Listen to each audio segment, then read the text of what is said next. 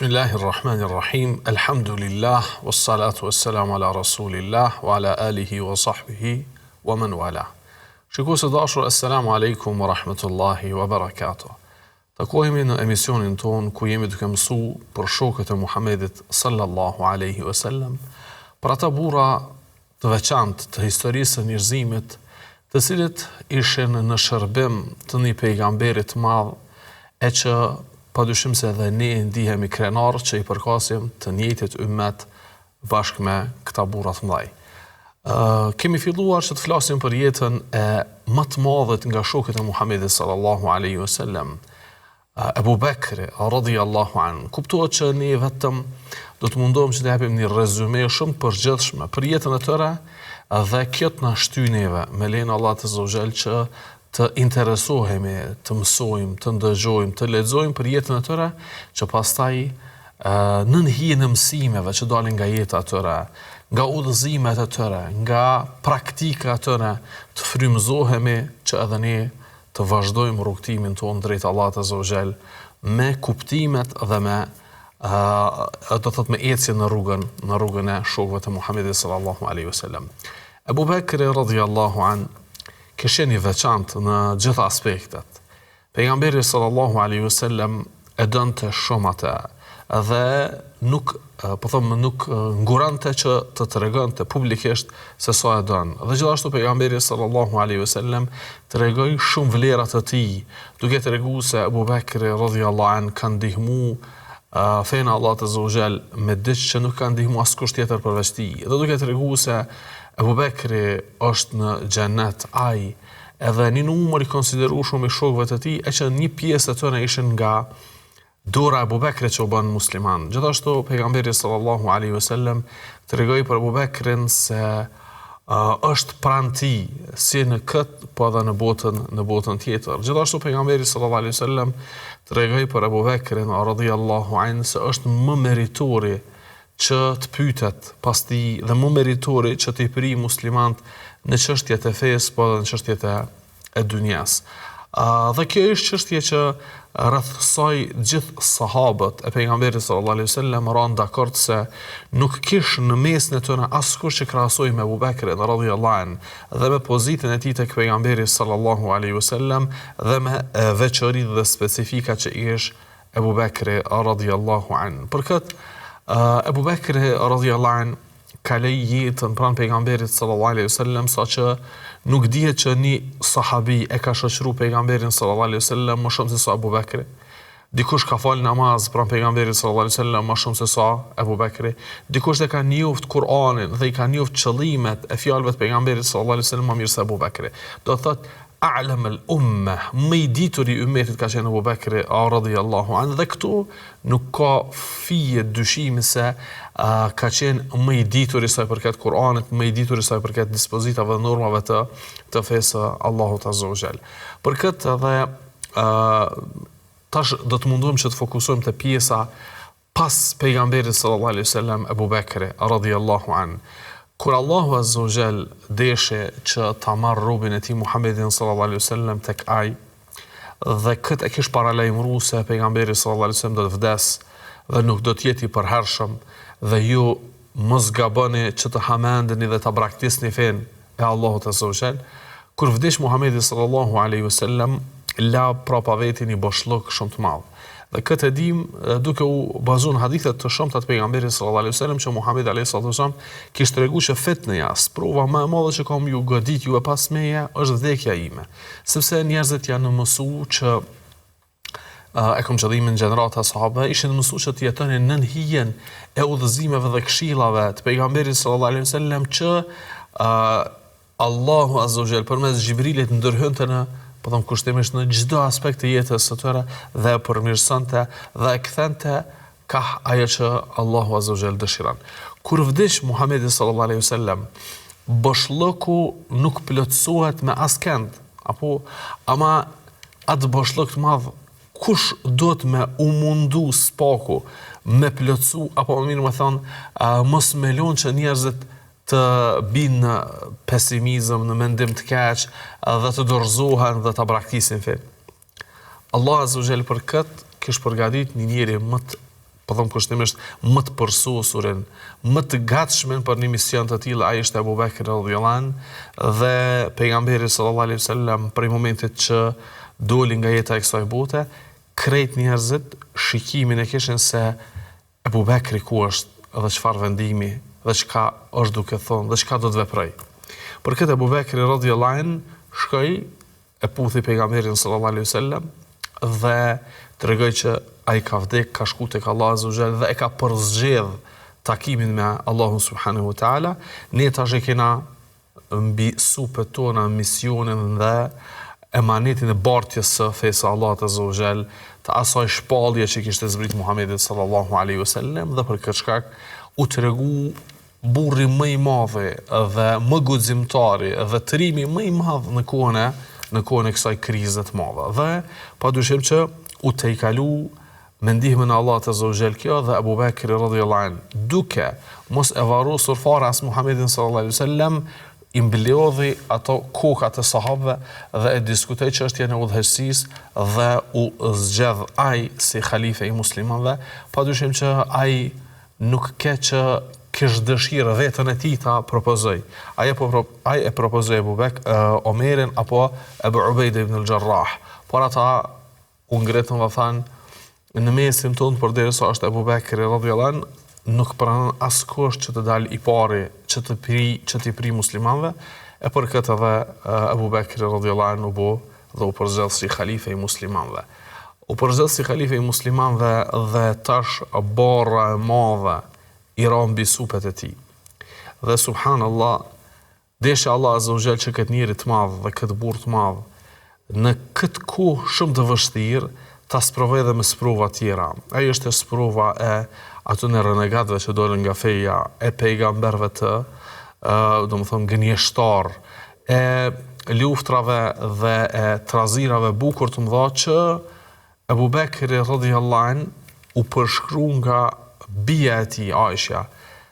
Babës tim i zbritën sprova dhe telashe, mi pas zbrit kodrave nga guri, nuk kishin mujt mi bart, ndërsa baba jam i bart ato. Dhe nuk ishin të lehta as provat. Nuk ishin të lehta ato, por Abu Bekri radhiyallahu anhu ish kalit dhe ish mësu që nuk shkon dynjaja ndryshe vetëm se duke qenë i fort karshis provave dhe forcën na e marrim nga Allahu azza wa jall. Ne drejtohemi tek ai dhe për ta realizu dëshirën e tij dhe për ta zbatu fenë e tij dhe ligjin e tij, ne nuk dorëzohemi. Dhe për këtë shkak shkoi deri në vijat, po them kushtimisht më ekstreme të mundshme dhe tha, unë gjallë dhe të paksohet feja nuk ka mundësi.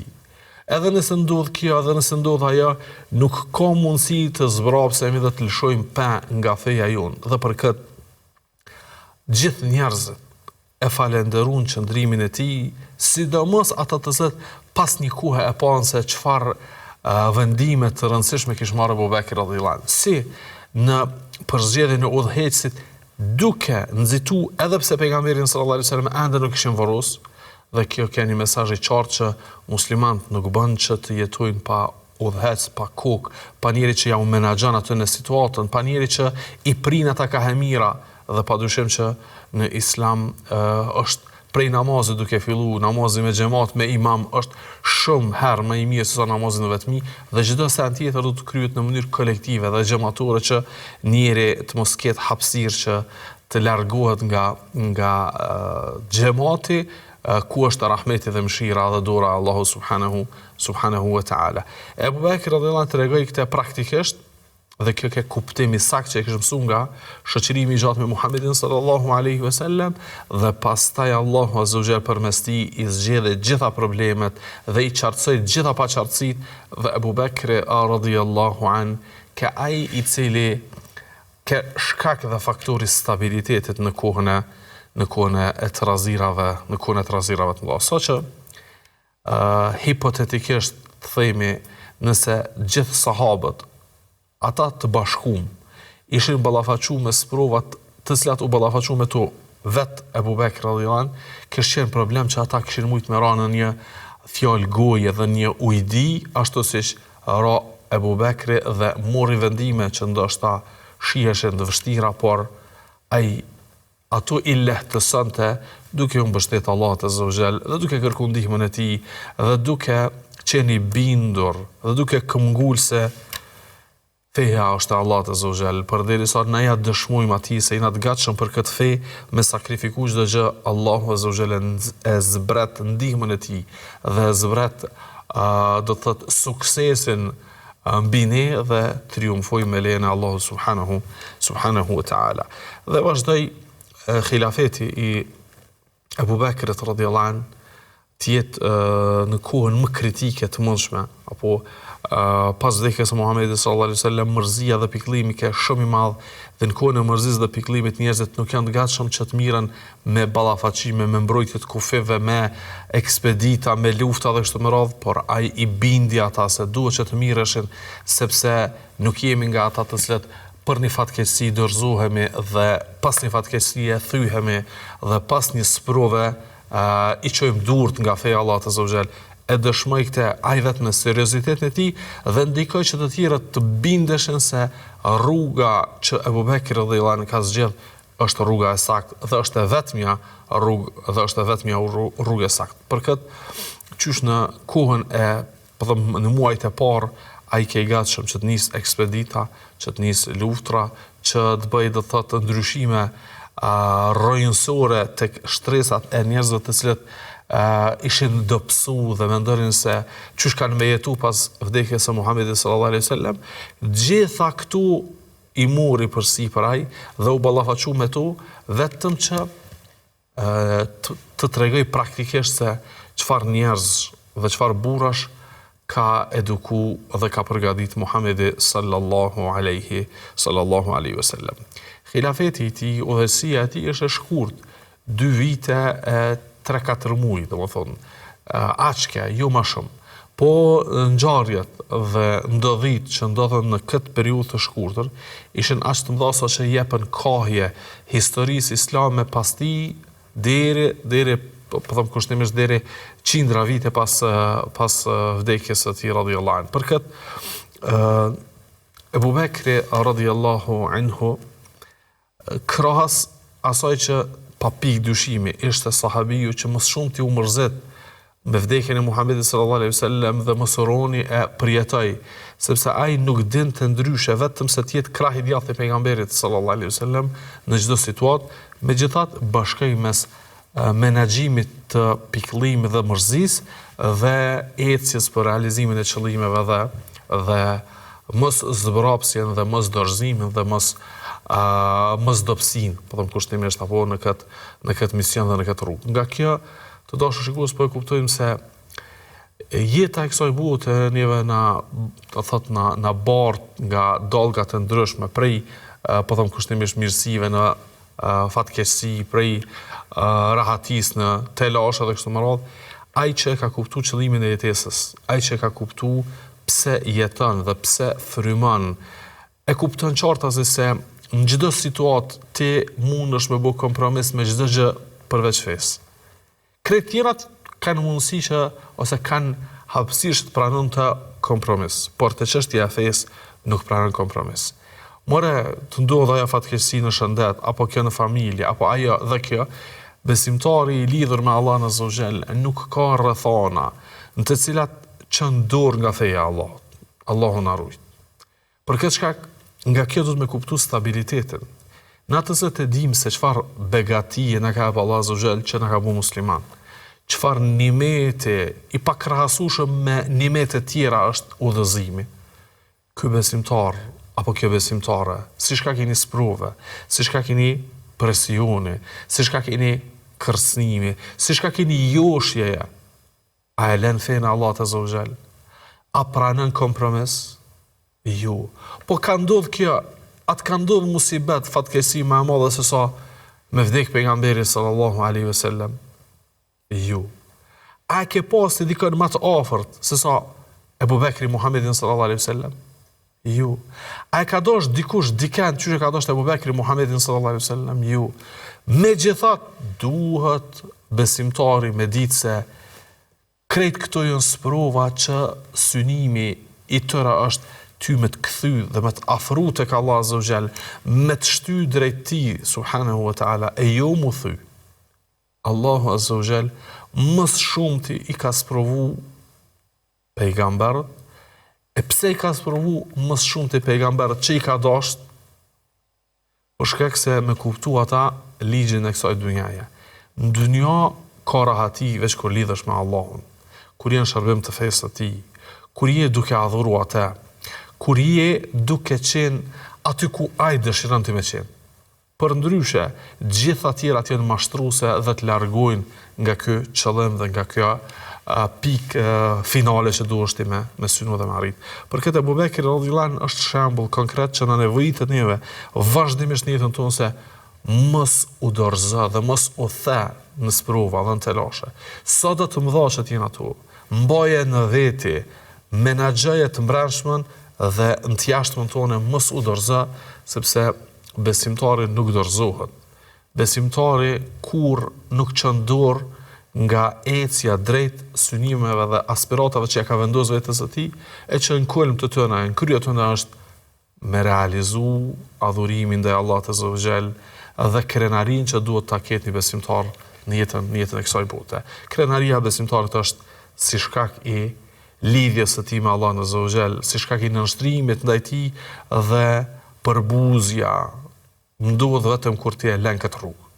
Nënçmohet besimtari dhe muslimani veç kur nuk punon për ta realizuar krenarinë me nënshtrim dhe me adhurim ndaj Allahut subhanahu wa taala. Për këtë Abu Bekr radhiyallahu anhu menaxhoi shumë bukur këtë, edhe pse që ka në disa përshkrime se aq mërzitej në veten e tij, aq e ndjente boshllëkun e Muhamedit sallallahu alaihi wasallam, saqë kjo wallahu alam pe shkaqeve që pas vdekjes së Muhamedit sallallahu alaihi wasallam, Abu Bekri veç shkoi duke u dobësuar në aspektin fizik, apo duke u dobësuar në aspektin fizik. Megjithatë, aspekti fizik apo dhe ndjenjat dhe emocionet e tij kuptohet që ishin shumë të prekura dhe ish shumë i thym në të brendshmën e tij si shkak i largimit të Muhamedit sallallahu alaihi wasallam nga jeta e kësaj bote, po megjithatë asnjëherë kur nuk shkaktoi kjo që të zbrapset nga parimet e fesë, të zbrapset nga parimet e fesë. Dhe vazhdoi Abu Bekri radhiyallahu an të pri muslimanëve në namaz, të pri muslimanëve në çdo aspekt që ata kishin nevojë që të marrin këshilla dhe udhëzime në jetën e tyre, po them kushtimisht tua zgjas dorën e ndihmës, ti menaxhoj situatat edhe ato që janë po them kushtimisht krejtësisht raste shumë të izolume, edhe me të umirej Abu Bekri radhiyallahu an, sepse Muhamedin sallallahu alaihi wasallam që e kish pejgamber dhe e kish shëmbulltyr, Muhamedi sallallahu alaihi wasallam mirën me të gjitha. Po e përmendi qysh reflektoi ky kuptim tek Abu Bekri radhiyallahu an përmes dy shembujve. Një shembull që është tek Imam Buhariu në Sahihun e tij, që tregon se pejgamberi sallallahu alaihi wasallam ndodhte që të jetë në mezhles në një ndaj ku kish njerëz, ka mundësi edhe delegacione, ka mundësi edhe po them kushtimisht të jetë një takim me një rëndësi të veçantë, vinte dikush nga njerëzit e shtresës, po them kushtimisht më të thjesht njerëzve, apo qoftë ata që ka në hadithin e Berirës, ka qenë dikush sklav, ka qenë punëtor krahu, ka qenë rob, ka qenë besa edhe shërbëtore në shtëpinë e dikujt, dhe vinte dhe të ankojë tek pejgamberi sallallahu alaihi wasallam. Pejgamberi sallallahu alaihi wasallam e menaxhonte me situatën së ishte dhe ndjenjave të atij personi apo të asaj dhe ngritej dhe mirej edhe me telashet e tij. Sigurisht që është ngjarja e Mughithit edhe Beriras, kishin zënë ka po them kushtimisht familjare, pejgamberi sallallahu alaihi wasallam në mezhlis kish hapësinë që t'i vënoj disa takime dhe disa punë krahas shpalljes dhe gajleve të mëdha se apo mundet me kumtu fjalën e Allahut dhe apo mundet me bu ball intrigave të armiqve të fesë Allahut azza wa jalla, kështu më radh mirë edhe me probleme të tilla shoqërore, apo që t'jap me kuptu se çështo i ka mësuar pejgamberi sallallahu alaihi wasallam shokët e tij. Nga kjo, po kalim tek shembulli i dytë, apo pa e përfundu krejtësisht dhe pa i nxjerr mësimet e duhura nga ajo që u përmend, po kalim nga ajo në këtë shembullin e dytë, ku është transmetuar që Abu Bekri radhiyallahu anhu kishte dëgjuar që në periferi të Medinës është një gru e shtyme në moshë që ka mete vetme. Nuk ka familjar. Allahu alem, ndoshta fëmijët e saj kanë ra dëshmor në rrugt të Allahut. Ndoshta burri i saj ka ra dëshmor në rrugt të Allahut. Nuk e dim na situatën e saj, por kanë dëgjuar që një plak e shtyer në moshë është e vetmuar në një shtëpi dhe s'ka kujdestar. Bile siç ka në disa transmetime, ishte e verbër ajo plaka. Abu Bekri radhiyallahu anhu, krahas krejt të lashave dhe gajleve e që nuk po kena mundësimi përshkru detajisht të gjitha ato. Po mjafton pikëllimi dhe mërzia e vdekjes së pejgamberit sallallahu alaihi wasallam, mjafton luftat në të katër anët që fillon të rrethojnë Medinën dhe nuk met siguri as për banorët e Medinës për shkak të renegatëve që fillon të rebeloheshin. Dhe gjithashtu, kur I kemi parasysh që edhe sahabët ishin duke kaluar një kohë të tranzicionit pas vdekjes së Muhamedit sallallahu alaihi wasallam.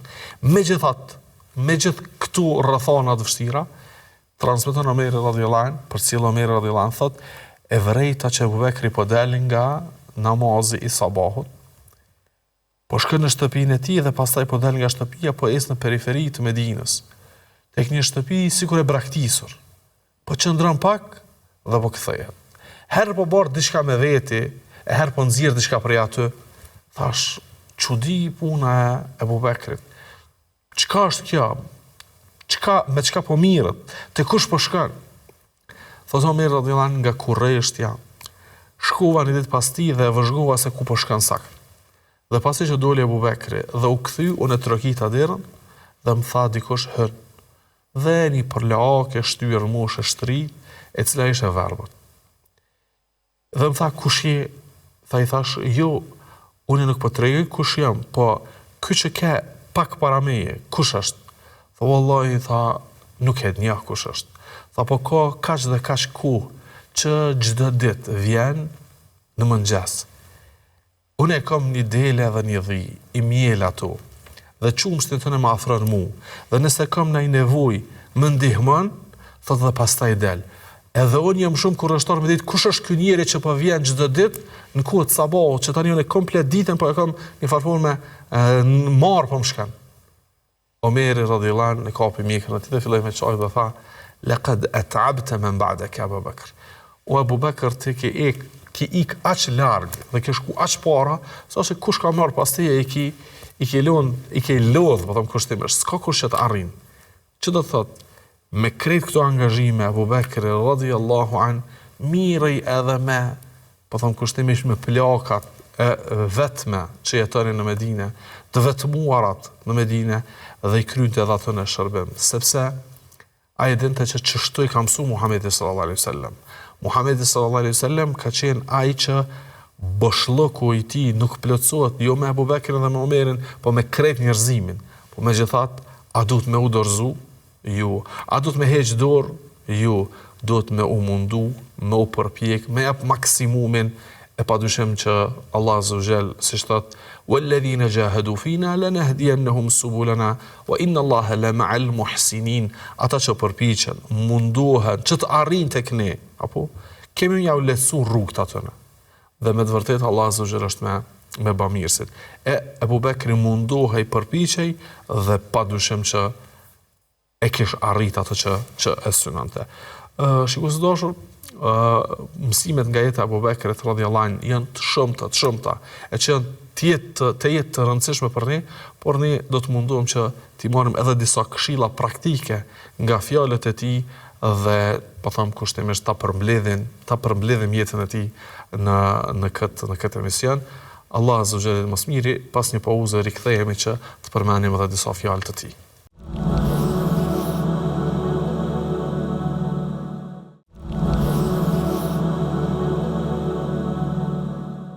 Shikues të dashur, Abu Bekri radhiyallahu anhu na jep të këshilla, përveç asaj nga praktika e tij, na jep të këshilla edhe nga fjalët dhe nga ligjëratat dhe nga po them kushtimisht derset e tij.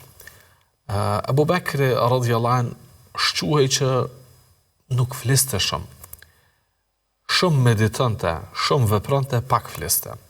Po fjalët e tij kur ai po them kushtimisht i këshillonte dikon, kishin kuptim dhe kishin qëllim caktuar që bajagi do thot zër është që të gjenden fjalë dhe këshilla sikurse të tij. Ka në transmetime që Ebu Bekri radhiyallahu anhu në khutbë, në ligjëratën e xumas, u kish kujtu njerëzve që mos të harroni se kush jeni. Mos e harroni se si Allahu Azza wa Jall ka fillu krijimin tuaj dhe si keni ardhur jetën e kësaj bote dhe ku është përfundimi juaj. Ai përket atij, thoshte Ebu Bekri radhiyallahu anhu, ai përket atij që ka kaluar nga vrima anale për të ardhur jetën e kësaj bote, të jetë mendje madh. Ai përket atij i cili e din se mbi çfarë vështirësish ka ardhur jetën e kësaj bote dhe se me çfarë vështirësish e kalon jetën e kësaj bote. Ai përket atij që të harroj Allahun Azza wa Jall. Ai përket atij që të bëhet mendje madh ndaj Allahut Azza wa Jall. Ai përket atij që të mos e kujtoj zanafillin e tij dhe fillimin e tij dhe dobësinë e tij dhe të gjitha tmetat që i ka, por krahas saj të din se Allahu Azza wa Jall me gjithë ato që i ki nga tmetat të dën nëse ti bëhesh mirënjohës dhe falënderues ndaj tij. Shpesh i thoshte njerëzve që keni turp nga Allahu. Kujtojeni Allahun dhe keni turp nga ai. Keni turp nga Allahu Azza wa Jall, padyshim që nga këshillat që krejt pejgamberët, qysh të hershme të pejgamberëve deri tek Muhamedi sallallahu alaihi wasallam, këshillat që u japin njerëzve ka qenë çështja e turpit, që njerëzit kanë marrë, të kanë turp nga Allahu Azza wa Jall, se ajo është mekanizëm që automatikisht i largon njerëzit nga veprat e ulta dhe të këqija dhe të shëmtuara të cilat i urrejnë Allahu. Por edhe nëse njëri nuk ka turp, le të bëjë çfarë don, sepse padyshim që pas humbjes së turpit, gjitha të tjera kanë me qenë ju të shëmtume, po më të shëmtume. Por megjithatë i thoshte Ebu Bekri radhiyallahu anhu, istahju min Allah. Keni turp nga Allahu. Keni turp nga Allahu. Keni turp t'ju sheh aty ku ja u ka ndaluar me shku. Apo t'ju sheh që e keni braktis atë vend ku ju ka urdhëruar që të gjindeni aty. T'ju sheh që po angazhoheni me çdo gjë, ama nuk po angazhoheni me fitu kënaqësinë e tij.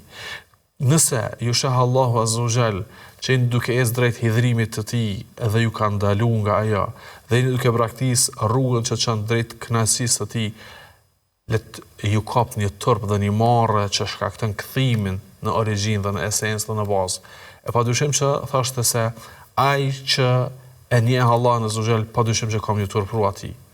Ai që e njeh Allahun Azza wa Jall, se Allahu e din të mbrëmshmën tonë, e din të jashtëmën tonë, e din mendimin tonë, e din përshpëritjen tonë, e ndëgjon fjalën tonë dhe e sheh veprimin tonë, apo do të më u turpru prej Allahut Azza wa Jall. Pejgamberi sallallahu alaihi wasallam kishte treguar në një hadith vërtet që istahju min Allahi haqqa al-haya. Turprohuni nga Allahu me turp të vërtet. Thani ja Rasulullah, alhamdulillah na njerëz që turprohen pe Allah. Tha ju, ai që turprohet nga Allah Azza wa Jall ashtu siç duhet, e ruan gjuhën, e ruan kokën, e ruan stomakun, barkun e tij, e ruan organet e tij nga haramet, e ruan mendjen e tij, e kujton vdekjen dhe e kujton sprovën. Ai që i kujton këtu largohet nga çdo gjë që të largojnë nga Allahu Azza wa Jall. Ai që realizon këtu, çai i turprohet Allahu Azza wa Jall ashtu siç duhet. Kemi nevojë që ta kultivojmë turpin. Turpi është hajër dhe e mirë në çdo aspekt, po në mënyrë të veçantë të kemi turp nga Allahu Azza wa Jall. Transmetohet nga vetë Ebu Bekri radhiyallahu anhu që kur hynte për të kryer nevoja fiziologjike, e mbulonte fytyrën nga turpi. Dhe gjithashtu transmetohet nga Uthmani radhiyallahu anhu që thot dorën e djathtë pasi që ja kam zgjat pejgamberit sallallahu alaihi wasallam, jam turpruar që edhe një herë me këtë dorë të prekë diçka që është e ndaluar. Ai kish përshëndet me diçka që nuk është e ndaluar fetarisht, apo kupton, po të prekim me të papastërti, të zgjas për çështje të ulta, thot e kam nderuar këtë dorë kur e kam zgjat Muhamedit sallallahu alaihi wasallam, nuk dëshiroj që me humb atë nderim, apo që do të thot niveli i turpit që duhet ta kemi nga Allah Azza wa Jall është derejë apo, por esenca e asaj që patë nuk bën është të turpruhemi nga Allahu Azza wa Jall që mos t'i braktisim obligimet. Të turpruhemi nga ai që mos t'i kryjmë ndalesat. dhe të turprohemi nga ai që mos t'ia kthejmë shpinën fesë atij. Nëse këtu i kemi, kjo është ajo obligimi që e kemi karshi Allah të zëvgjë sa i përket turpit, ndërsa ajo pastaj kultivohet dhe shtohet dhe besimtari turprohet nëse arrin në nivel tjetër, apo turprohet që kanë kalu disa çaste dhe disa momente dhe s'ke bo punë të mirë. Dhe turprohet që kanë kalu disa minuta dhe disa çaste që se ke përmend Allahun azza wa jall. Dhe turprohet besimtari kur e din se kanë kalu disa çaste dhe nga disa çaste dhe momente nga jeta jote dhe ti ke qenë i angazhuar me diçka tjetër pos kënaqësisë Allahu subhanahu wa taala. Padyshim që këto janë nivele e që duhet me i synu besimtari me arrit. Thotë Omeri radhiyallahu an, një ditë e pash Abu Bekrin që ishte mbështet në një cep të xhamisë dhe kish kthy, kushtimisht kokën ka humuri dhe feliste diçka. Thot Omeri radhiyallahu an, shkova prapa tij dhe u afrova duke dëshiruar me kqyr se çka është duke përshpërit. Dhe tha e ndëgjova duke thënë hadha alladhi awradani almawarid. Tha duke qortu veten e tij dhe duke fajsu gjuhën e tij, duke thënë krejt të këqijat dhe sprovat dhe belat dhe musibetet po mi sjell çka gjuhaja. Do thot aq shumë e qortonte veten dhe një farforme e fajsonte gjuhën e tij, saqë Omeri radhiyallahu anhu habet. Çfarë të këqija është duke i sjellë Abu Bekrit gjuha e tij? Ai është i pari që ka thonë ashhadu an la ilaha illallah wa ashhadu anna Muhammadan rasulullah. Ai është i pari që ka lexuar Kur'anin. Ai është i pari i cili ka thonë pejgamberit sallallahu alaihi wasallam sadaqta, a thot vërtetën. Ai është i pari që ka thonë ja rasulullah, unë dhe pasuria ime janë tuat. Ai është i pari, në krejt. E çysh ka mundsi ai me fajsu gjuhën e tij? Ai që e din hakun e madh të Allahut azza wa jall e nënvlerëson veten dhe veprimtarinë e tij. Ai që mashtrohet me veprimtarinë e tij dhe mendon se Allahu më ka mu baja këtë veçantë, apo ky njeri mashtrohet me fjalët dhe me veprat e tij. Për këtë njerëz të mëdhaj e kryetën e Abu Bekrit radhiyallahu anhu, çdo gjë që e kanë bërë kanë ditë se është për Allahut dhe për te. Dhe nuk kanë po që ata kanë një rol dhe në ndikim atë.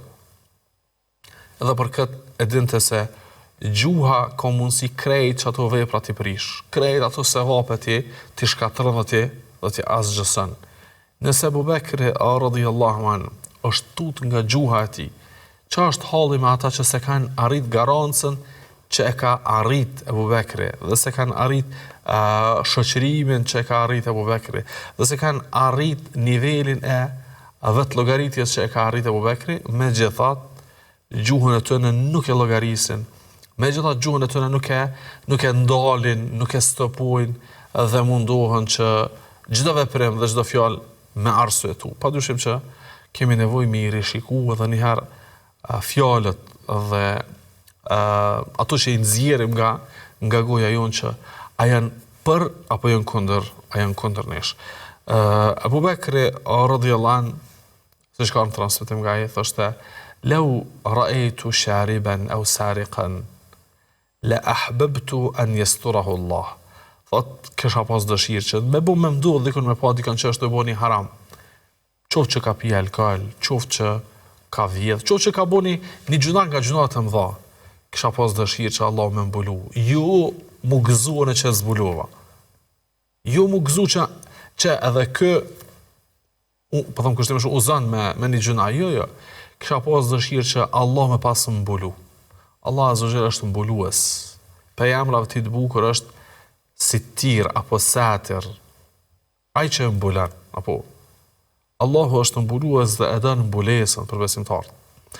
Ai që e din se Allah azza wa jalla dëshon që robët e tij t'i mbuloj, ju t'i zbuloj, ec dhe punon me këtë mësim të nxjerrur nga emri i Allahut azza wa jalla dhe nga vepra e tij që është mbulesa apo mbulimi i tmetave.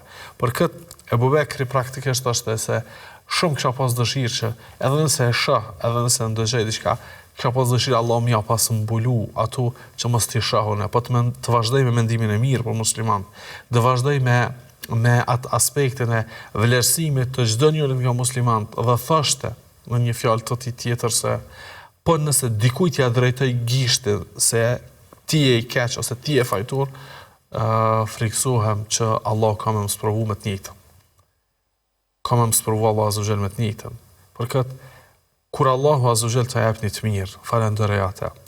Kur e sheh dikën që është sprovu, lutë Allah azza wa jall më ia lehtësu atij atë sprovë dhe më shpëtu nga ajo sprovë dhe nga pasojat e saj e mos u gëzo me fatkeqësi që i ndodhen dikujt, e sidomos muslimanëve. Mos u gëzo se pastaj je i rrezikum që Allahu azza wa jall ty me të sprovu me atë fatkeqësi. Ebu Bekri radhiyallahu anhu thoshte tuba liman mata fi na'natil islam. Lëm për atë që ka vdek në fillim të islamit, kur ka qenë duke praktiku fen, kur ka qenë duke pas zell dhe vullnet për me praktiku fen, në qatë kohë ka vdek, lëm për te. Sigur sa rëdon të që njëri, kur po jeton gjatë në islam, pianis mu zbeh, pianis me humb kuptimet e sakta, pianis me u dërzu, pianis me u vjetru tek aj dëshira për me bu punë të mira dhe plagështia po e gëdet, e thashte lëm për atë që ka hyrë në islam, ka praktiku dhe Allahu e ka marrë duke mos u zbeh aj, dhe duke mos u plagështu aj, dhe duke mos u dorëzu aj. Sikurse po kuptuar nga fjala e tij që natën që i kena kalu shumë kohë gjatë, jena zbeh, siç thoshte Ibn Mesudi radhiyallahu anhu, Allahu na çartoi neve pas 4 viteve të zbritjes së shpalljes dhe na tha se ju kanë vërashtu zemrat apo Alam ya'ni lil ladhina amanu an takhsha'a qulubuhum li dhikrillah. Këtë ajet kur zbriti Allah azza wa jall, a nuk është koha për ata që e kanë besuar Allahun, që t'ju dridhen zemrat nga frika e Allahut dhe të mos bëhen sikurse ata që ju vrashtësuan zemrat aty si shkak i kalimit të kohës së gjatë, e që janë për qëllim i thartë të librit. Thot Ibn Mesudi se Allahu na i tërheqi vërejtjen që koha e gjatë, praktikimi i gjatë i islamit mos shkakton tek ju rutinë, mos shkakton tek ju një farë zone të rahatie dhe të komoditeti dhe pastaj ti shkon duke u shym dhe duke u zbeh. Po besimtari duhet në çdo rrethon, kudo që është, në çdo ditë, edhe nëse jeton me islam me qindra vite, hipotetikisht po, do të më qenë duke e shtu veprimtarinë e tij, duke e rregullu islamin dhe raportin e tij me Allahun azza wa jall, duke ecë përpara e jo duke u kthy mrapa. Dhe vazhdoi Ebu Bekri radhiyallahu anhu në këtë rrugë, çdo ditë duke shtu diçka derisa e goditi një smundje e lehtë, një smundje që ish e lehtë dhe qëndrej në shtëpinë e tij ratë. Dhe i tha Omerit që t'i falë namazet.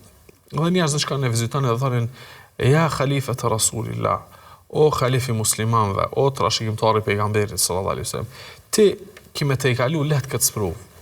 Por veç pse s'po i merr disa këshilla dhe disa udhëzime nga mjekët. Dhe i thonin ata ftoi mjekun, thoshte ka qenë dhe ka vendosur se çka ka me bu mjeku. I thonin kush? Thoshte Allahu është ai që vendos se çka ka me bu me mua. Dhe deshi Allah azza wa jall që 15 ditë tjetë i shtrit në shtëpinë e tij dhe të mos ketë dëshirë dhe vullnet që të mirët me mjek dhe kështu me radhë, shkoi duke u përgatit dhe e pyeti vajzën e tij, tha, çfarë ditë është nesër? I than, është e hane. Tha, dita në të cilën ka vdek pejgamberi sallallahu alaihi wasallam. Than po. Vazhdoj. Nuk tha kur gjë. Tha, dëshiroj që të vdes pas të hanës, sepse kjo është dita në të cilën ka vdek pejgamberi alayhis salam, unë të jam pas ti që vdes, apo pas ditës që të ka vdek pejgamberi sallallahu alaihi wasallam. Herën disa njerëz dhe i thanë se ja Abu Bekr, të kemi pa në ëndër se ti ki punë të mirë, ti nga xhennetlit, ti nga ata që të ka falë Allahu. I thashte të surroni wala të gurroni, fjalët e tua e juve më gëzojnë ama nuk më mashtrojnë. Dhe vazhdoi deri në momentin e fundit të jetë ai që dëshira dhe vullneti i tij ka qenë në shërbim të fesë dhe në ecje në rrugën e Muhamedit sallallahu alaihi wasallam derisa kur bëhet dita e martë, vdes dhe dorëzon shpirtin tek Allahu subhanahu wa taala duke lexuar fjalën e Allahut azza wa jall në fund të surës Yusuf, tawaffani musliman wa alhiqni bis salihin. Thot Aisha dhe ata që kanë qenë prezent, thot këtë ajet dhe këtë dua të Jusufit alayhis salam nuk e la Abu Bekri nga goja kurr. O Zot, më mundso të vdes me Islam, të vdes si musliman dhe më shoqëro me të mirët. Më mundso me vdek si musliman dhe më shoqëro me të mirët. Thot këtë fjalë tu e thon, e dorëzoi shpirtin e tij dhe shkoi tek Allah azza wa jall, pa pikë dyshimi, shkoi në shoqërim me Muhamedit sallallahu alaihi wasallam dhe kjo ka qenë edhe ajo që e ka pritur Abu Bekri, por megjithatë frika nga përfundimi i mirë, frika se çush kanë më dalë para Allahut azza wa jall, i ka po them kushtimisht i ka munu dhe i ka preokupu sahabët e pejgamberit sallallahu alaihi wasallam dhe u varros Abu Bekri pranë Muhamedit sallallahu alaihi wasallam me njerë në krahun e tij dhe çush kanë jetuar jetën e kësaj bote bashk, edhe në varr janë bashk, edhe ashtu kanë murin gjallë dhe kanë me hyrë në xhenet bashk. Allah azza wa jall qoftë i kënaqur me ta, edhe ne të dimë dhe ta kuptojmë se me mësu për jetën e Abu Bekrit dhe i marr mësimet dhe udhëzimet e tij është pjesë e pandashme e besimit tonë, akides tonë, e moralit tonë dhe kështu me radhë, atëherë të munduhemi që këtu të cilat u thanë për te na shty neve që të ndëgjojmë për jetën e tij, të lexojmë për jetën e tij, të marrim fjalët dhe këshillat dhe udhëzimet e tij, gjykimet e tij, fatvat e tij dhe kështu me radhë që ta praktikojmë Islamin në hijen e kuptimeve të Abu Bekrit radhiyallahu anhu dhe ta lutim Allahun azza wa jall që të na bëjë edhe neve në xhenet pranë tij dhe pranë Muhamedit sallallahu alaihi wasallam. Me kaq që përfundoj sallallahu alaihi wasallam ala nabiyina Muhammad.